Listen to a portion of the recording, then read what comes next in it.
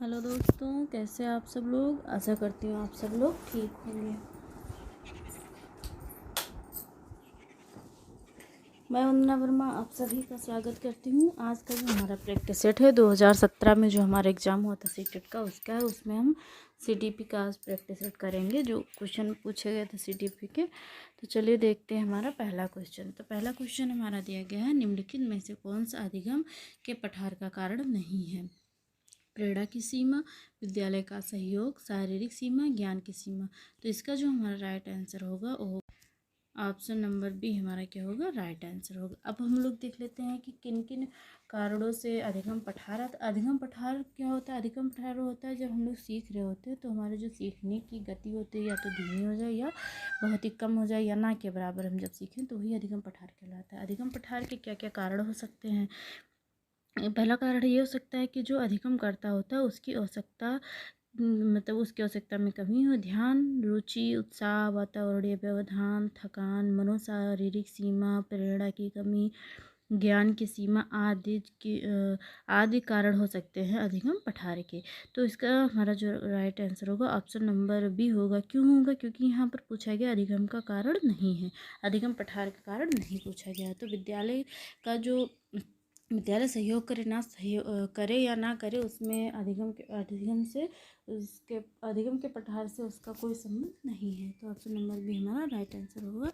अगला क्वेश्चन है, अधिगम अनुभव और प्रशिक्षण के परिणाम स्वरूप व्यवहार में परिवर्तन है। यह कथन किसके द्वारा दिया गया है? तो अगर हम लोग स्टेटमेंट के जो क्वेश्चन पूछे जाते हैं इसकी बात करें तो हमारे एग्जाम में 3-4 नंबर के क्वेश्चन यहीं से बन जाते हैं जो स्टेटमेंट वाले हैं, और बुक के नाम भी पूछ लिए जाते हैं। तो आप लोग स्टेटमेंट जो दिया गया होता है उसे और बुक के नाम को अवश्य पढ़ें और बहुत ध्यान से पढ़ें, जिससे हमारे जो क्वेश्चन स्टेटमेंट वाले और बुक के जो राइटर पूछे जाते हैं वहाँ से आए तो हमारे क्वेश्चन गलत ना हो। और 4 या 5 नंबर के क्वेश्चन आपको यहीं से मिल जाएंगे, 5 नंबर के। तो ये है अधिगम अनुभव और प्रशिक्षण के परिणाम स्वरूप व्यवहार में परिवर्तन है। तो इसका जो हमारा राइट आंसर होगा ऑप्शन नंबर ये होगा। गेट्स एवं अन्य का ये कथन है। स्टैनफोर्ड विनय प्रशिक्षण मापन करता है, व्यक्तित्व का मापन करता है, पढ़ने की दक्षता का मापन करता है, बुद्धि का मापन करता है, या उपयुक्त में से कोई नहीं। तो इसका जो हमारा राइट आंसर होगा ऑप्शन नंबर सी होगा। अगर इसके बारे में हम बात करें तो स्टैनफोर्ड विनय जो बुद्धि का मापन करता है, कब इस पर प्रयोग किया गया? तो जो इस पर प्रशिक्षण मापन की जो भी मतलब प्रशिक्षण किया गया या मापने की जो भी बनाए गए नियम वगैरह, ये 1905 में विनय ने अपने सहयोगी साइमन के साथ मिलकर आधुनिक प्रकार का सबसे पहला सफल बुद्धि परीक्षण तैयार किया। किसने सबसे पहला सफल बुद्धि परीक्षण तैयार किया? तो विनय एवं साइमन। विनय के एक सहयोगी थे जिनका नाम साइमन था। उन दोनों ने मिलकर, दोनों मनोवैज्ञानिक मिलकर पहला सफल बुद्धि परीक्षण मापन किया। ठीक। अगला क्वेश्चन पूछा गया कि अंतर्मुखी व्यक्तित्व एवं बहिर्मुखी व्यक्तित्व का वर्गीकरण किसने किया? तो अंतर्मुखी की बात करें तो अंतर्मुखी जो बालक होते हैं वो स्वयं में ही मग्न होते हैं। उन्हें दुनियादारी से नहीं मतलब होता, मतलब जहाँ भी रहते हैं खुद में मगन रहते हैं। उन्हें बहुत कम बोलते हैं, संकोची व्यवहार के होते हैं। और मतलब कि अगर 10-15 लोग की अगर झुंड है तो वो झुंड से अलग ही रहेंगे, मतलब उन्हें अकेला रहना पसंद होता है। बहुत से लोगों को आपने देखा होगा कि वो सबसे अलग ही रहते हैं, अपने आप में मगन रहेंगे। बहिर्मुखी वाला के वो होते हैं कि जो झुंड में मतलब जैसे अगर पहली बार कहीं गए हुए हैं तो इतनी जल्दी उनकी मित्रता हो जाएगी सबसे, मतलब मेल जोल हो जाएगा, जैसे कि बहुत दिन से आए हुए हैं तो वो सामाजिक होते हैं और सबसे मिलजुल कर रहते हैं। उनका जो व्यवहार होता है वो मिलनसार होता है। ठीक। तो ये जो वर्गीकरण है युंग महोदय ने किया था। इन्होंने 3 प्रकार के व्यक्तित्व बताया। पहला अंतर्मुखी, बहिर्मुखी और तीसरा कौन सा बताया इन्होंने? उभयमुखी बताया। ठीक। इसका हमारा जो राइट आंसर होगा ऑप्शन नंबर बी होगा। आगे बढ़ते हैं हम लोग। बच्चों के सामाजिक विकास को प्रभावित करने वाले कारक कौन कौन से हैं? तो आर्थिक कारक ये भी हो सकता है, शारीरिक भी हो सकता है, वंशानुगत भी हो सकता है, लेकिन जो सामाजिक परिवेश जन तत्व है ये क्या है इसके कारण? ऑप्शन नंबर बी हमारा राइट आंसर होगा।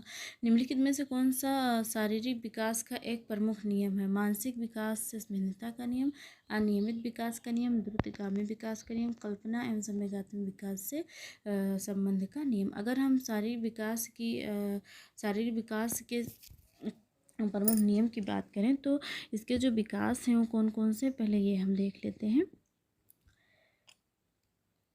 इसमें जो मानसिक विकास से भिन्नता का नियम ये भी है, क्योंकि सबकी जो मानसिक दर होती है, मतलब जो उनके मस्तिष्क का विकास होता है वो अलग अलग होता है। किसी अभी बुद्धि लब्धि में ही देख लीजिए, किसी का 70, 80, 90, 50, 100, मतलब जितना भी होता है सबका अलग अलग होता है, एक्यूरेट किसी का नहीं होता है।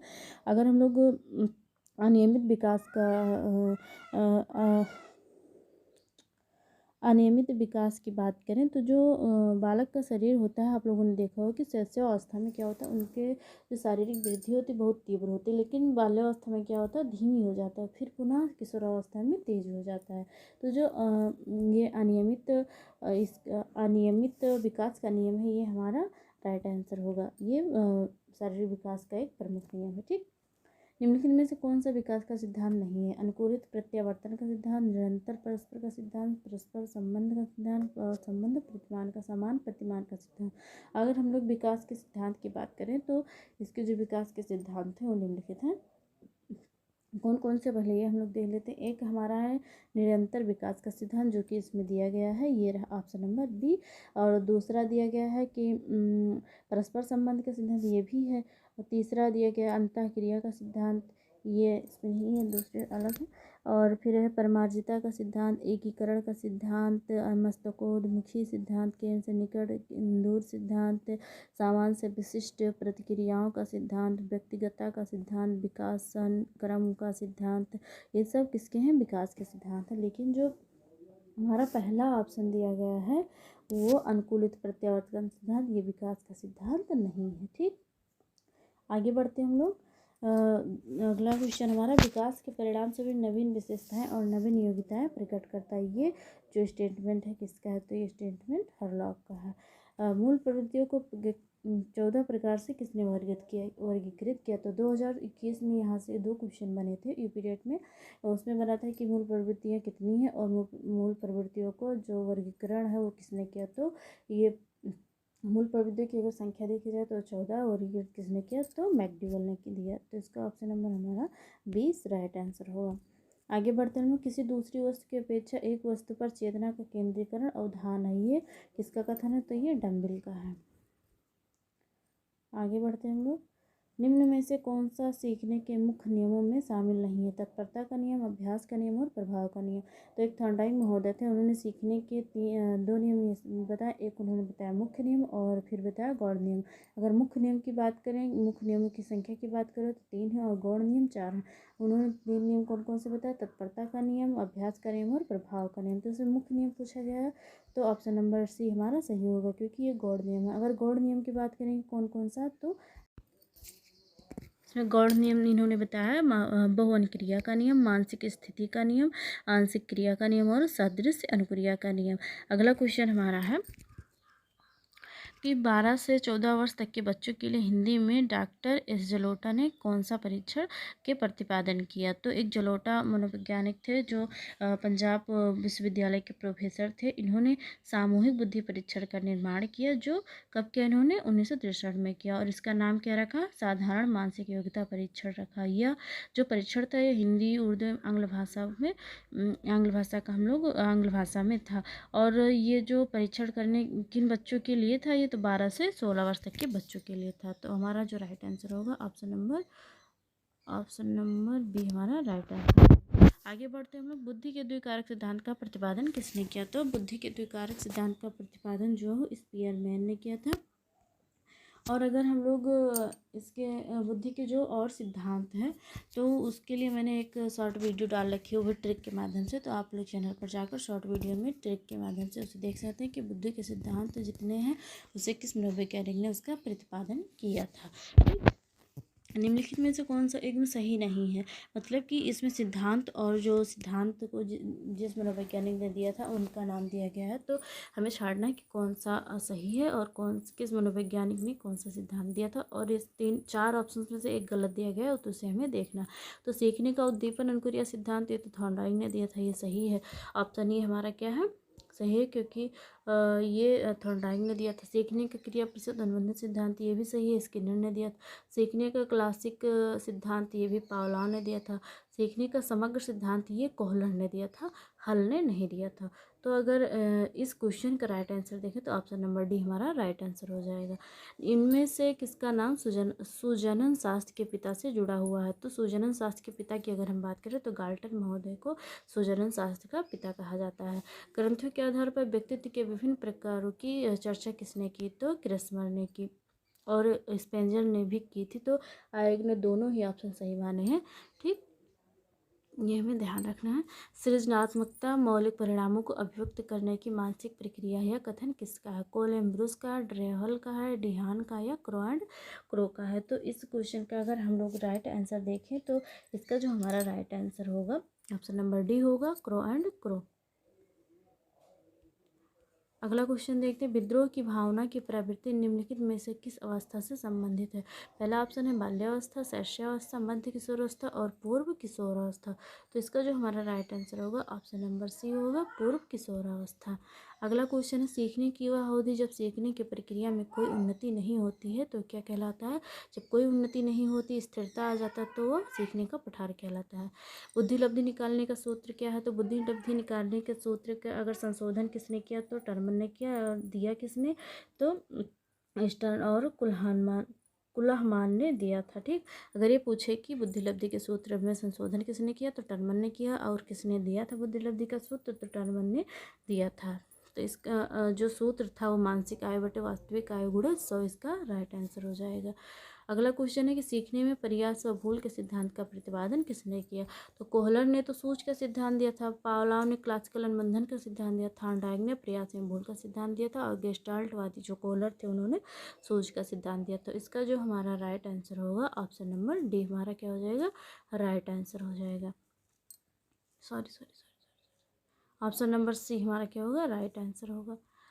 सामान्य संयुक्त कोशिका में गुणसूत्र के जोड़े होते हैं। तो अगर जोड़े की बात करें, जोड़ा पूछा गया है तो 23 जोड़े होते हैं। अगर पूछा जाता है कितने गुणसूत्र हैं तो 46 क्रोमोसोम्स होते हैं।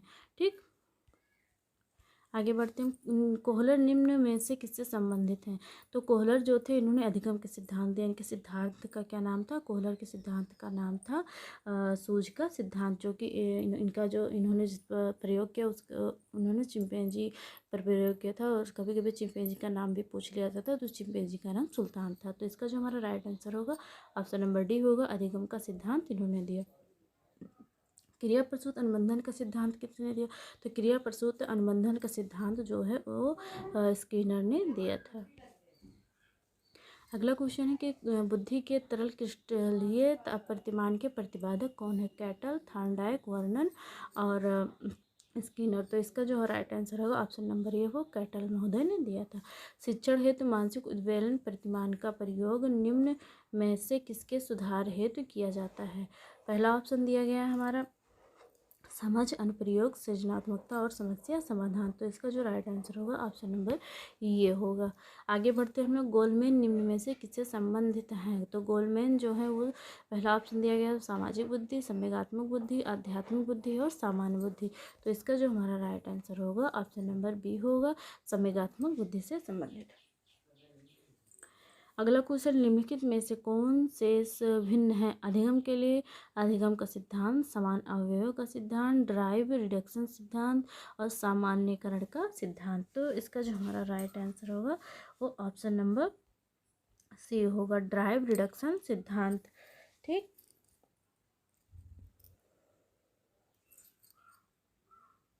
अब ये क्यों भिन्न है इन सबसे, तो अधिगम के सिद्धांत, अधिगम के लिए अधिगम का सिद्धांत, समान अवयव का सिद्धांत और सामान्यकरण का सिद्धांत, ये तीनों सिद्धांत जो हैं ये अधिगम स्थानांतरण के सिद्धांत। और जो ड्राइव रिडक्शन सिद्धांत है, ड्राइव रिडक्शन जो सिद्धांत है ये ये जो है अधिगम का सिद्धांत है, जिसका प्रतिपादन जो है क्लार्क एल हल ने किया था।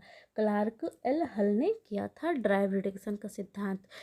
आशा करती है समझ में आया होगा कि अधिगम के लिए अधिगम सिद्धांत और समान अपव्ययों का सिद्धांत और सामान्यीकरण का सिद्धांत किससे संबंधित है? अधिगम स्थानांतरण के सिद्धांत है। जबकि ये जो ड्राइव रिडक्शन सिद्धांत है ये किससे संबंधित है?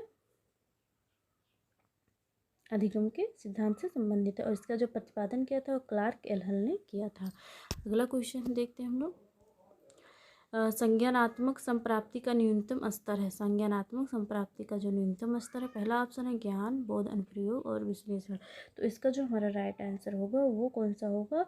ऑप्शन नंबर ये होगा, ज्ञान। ये न्यूनतम स्तर। अगर उच्च स्तर की बात की जाए तो उच्च स्तर की बात की जाए तो विश्लेषण होगा। क्यों विश्लेषण होगा? क्योंकि ऑप्शन में हमारे 4 ही दिए गए हैं।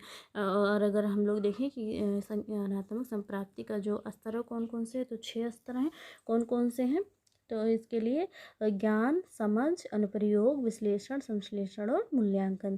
तो अगर छः ऑप्शन, छः दिया गया, जो 6 प्रकार के संज्ञानात्मक संप्राप्ति हैं, अगर इनमें से पूछा जाए कि सबसे उच्च कौन सा है, तो मूल्यांकन होगा और सबसे निम्न ज्ञान होगा। अगर इन मतलब 6 में से 4 ऑप्शन दिया गया है तो जो सबसे पहला वाला होगा वो हमारा निम्न होगा, और जो बाद वाला होगा वो उच्च स्तर माना जाएगा। अगला क्वेश्चन हमारा है, एक बालक जो बाइक चलाना जानता है, मोटर बाइक चलाना सीख रहा है, यह उदाहरण किसका है?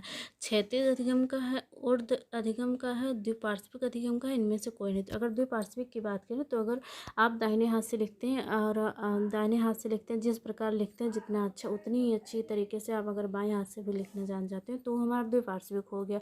अगर क्षैतिज की बात करें तो क्षैतिज का मतलब होता है समतल। तो अगर आप साइकिल चलाना चाहते हैं तो साइकिल के कई प्रकार की साइकिल होती है, सभी प्रकार की साइकिलों को अगर हम चलाना जान गए हैं तो हमारा क्षैतिज में आ गया। ऊर्ध्व का मतलब होता है आगे बढ़ना, मतलब ऊपर की तरफ बढ़ना। अगर आप साइकिल चलाना जानते हैं और मोटरसाइकिल सीख रहे हैं तो आप के सीखने में बढ़ोतरी हो रही तो हमारा ऊर्ध्व हो जाएगा। तो ऑप्शन नंबर बी हमारा क्या हो, राइट आंसर होगा।